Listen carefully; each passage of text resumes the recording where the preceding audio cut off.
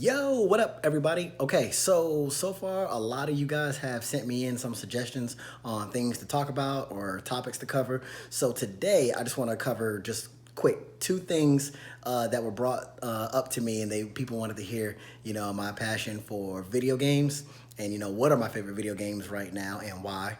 And then somebody wanted to know, when did I fall in love with comic books?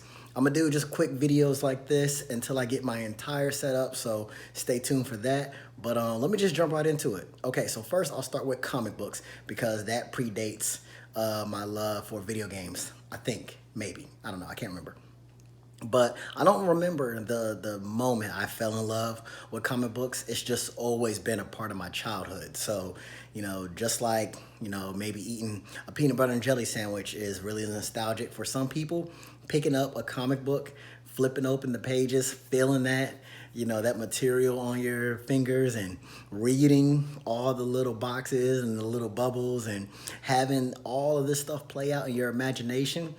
I can remember that just as far back as I can remember anything. And I remember when we lived in Atlanta, we lived in an apartment complex called, I think it was called Azalea Park, but it was right off of Roswell Road.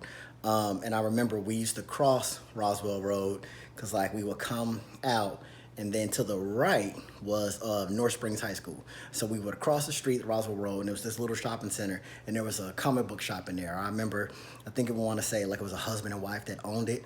And I remember being a kid and going in that comic book shop and being in there all day long, sitting on the floor, thumbing through all the different volumes of everything, being able to take it out, right? You take the tape off the back of the plastic, you slide the comic out. Oh, I used to love that shit.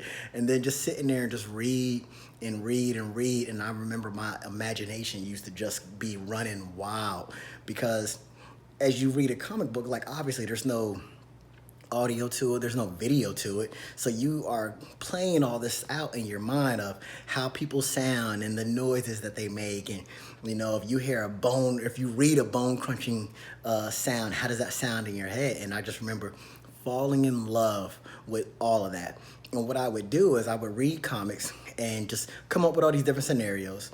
Then I would end up going home at some point and I would be playing with action figures, and I would have full on like universes and galaxies for all my action figures. You never know what could be happening.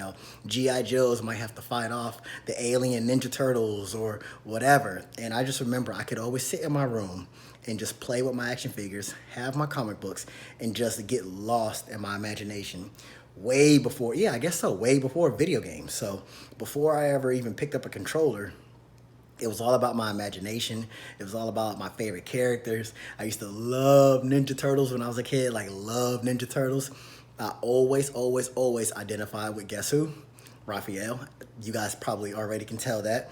But I love that fiery attitude that he had, that I'm not taking shit from anybody type attitude. Like I love that.